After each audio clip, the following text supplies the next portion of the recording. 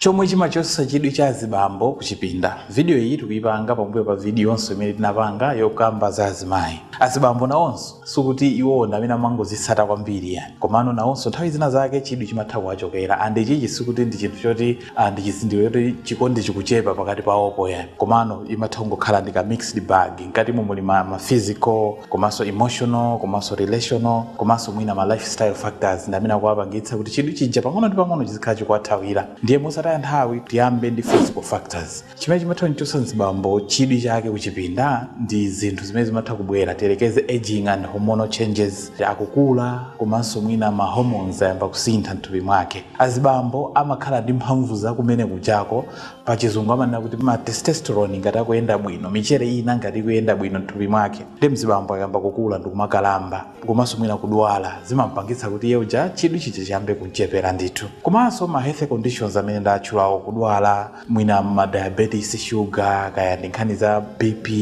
komanso ndi nkhani za obesity, mwinanso nkhani za heart disease ndi zina zambiri. Zimene zizo zimatha kumpangitsa mzibambo kuti chidwi chicha chiyambe kumuchepera pang'ono-pang'ono. Komanso kutopa, mwina chifukwa chakutopa kwa ntchito kapena kutopa kwa zinthu zina. Timadziwa azibambo amatha kuyika mutu pa njanji pati ntchito zina zimene amagwira zolemetsa kwambiri. Akabwerera ku nyumba amathopeza zoti zimezi zapanga cost ndithu zimene akanatha kuti apange kuchipinda kwawo. Komanso chinthu china chimene chimachotsa mzibambo chidwi cha kuchipinda ndi chimene pa chizungu timati psychological factors.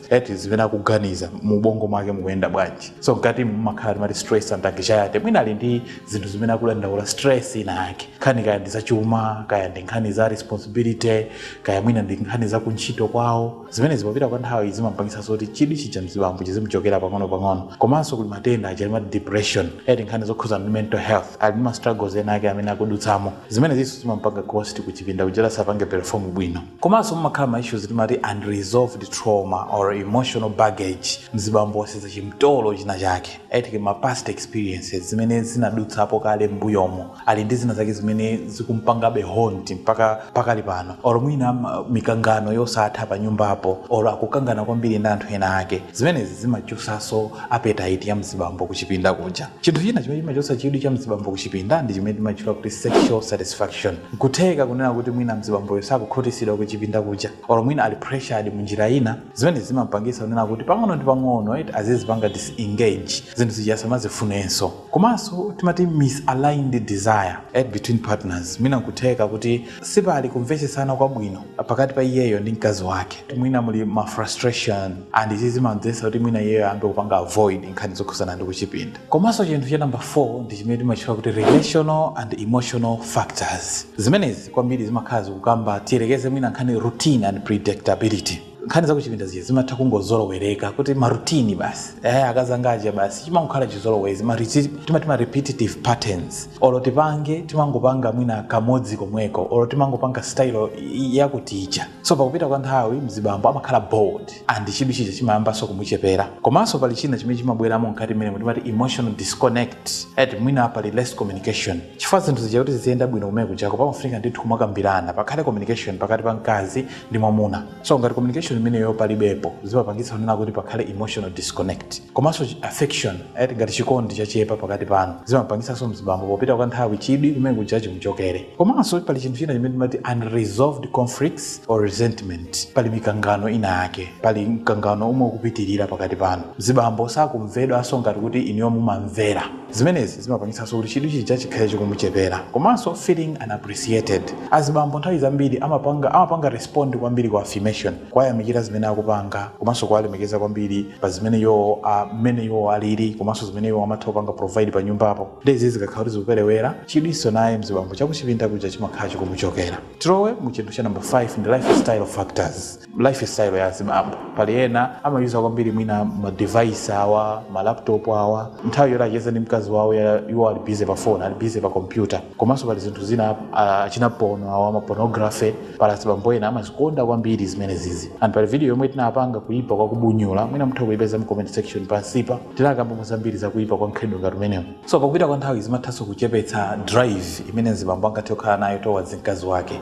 Komanso pali chinthu china timati sedentary lifestyle. Pala azibambo ena mwina low fitness levels nzija timanena kuti zimangovuta komano mafizo aja amakhala ofunikira kwambiri komanso munthu kuti azikhala confidence zimakhala zofunikira kwambiri zimene zikachokapo mu mwamuna zimapangitsa kuti azioneka ngati sakukonda kuchipinda kucholo chidwi chikhala ngati chamuchokera komanso zinthu zina ndi substance abuse pala anthu ena ake excessive drinking of alcohol amapanga ma drugs ena kaya ndi chamba kaya ndi chani zambirimbiri zimene amatha kutenga zimene ziso zimachepetsa mphamvu ya mzibambo zimene zimapangitsa kuti mzibambo azioneka kuti sakuperekerapo chidwi pankhani ngati zimene zichi komanso chinthu cha number 6 ndi parenting and family demands iziso zimathandizira kuchepetsa chidwi kumene chakuti elekeze mwina changes in schedule or privacy and izi zimabwera mwina ana kwabadwa mwana nyumbamo ndiye akupangitsa kuti musagone mu nthawi yake chani zimene zizi zimathanso kumpanga affect bambo uja kuti asakhale ndi chidwi kuchipinda kuti komanso pali chinthu china timachitchula kuti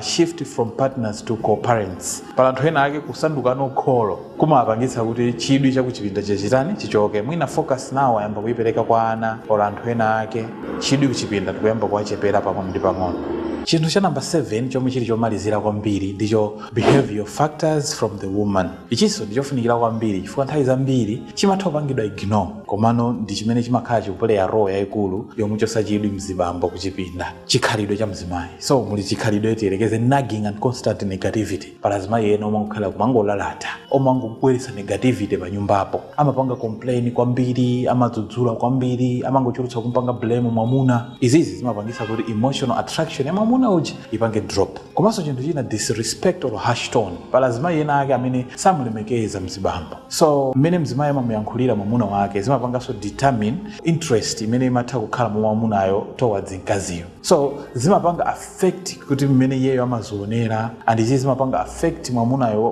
closeness yake kwa mkazi wake so zimapangitsa kuchotsanso chidwi kwa mwamuna komanso pala azimayi ena mwina kufanizira kwambiri mzibamboyo ndi azimuna ena inutu ndiye bola akuti inu ndiye bola aneba acha iziso zimachotsa chidwi cha mwamuna kuchipinda komanso lack of emotional warmth umumu kufuna tanthauza unena kuti pala azibambo ena amatha kungokhala cold kukhala uninterested so pali ena ndithu zimene zimatha kungobwera literally so ichinso ndi chifukwa chimene chimachotsa chidwi cha azibambo kuchipinda komanso chinthu china uncleanliness and poor hygiene azimayi ena kusakhala ukhondo kukhwapako kaya anakhonzako ndiliti mthupimu kusasamba kafungo kena kake zimene zimachotsanso chidwi cha azibambo komanso over control and dominance chikhalidwe cha azimayi ena kufuna kukhala overly controlling kumulamula mwamuna uja china chilichonse chimene afunikira kuti achite mzibambo uja nomazifira ngati kuti I think ndimatreatedwa ngati mwana sindimalemekezedwa pano zimenezi zimachotsanso chidwi cha mzibambo kuchipinda ndiye mwachidule zonsezi kuti zithe ndizongofunika kukambirana komanso kumasukirana wina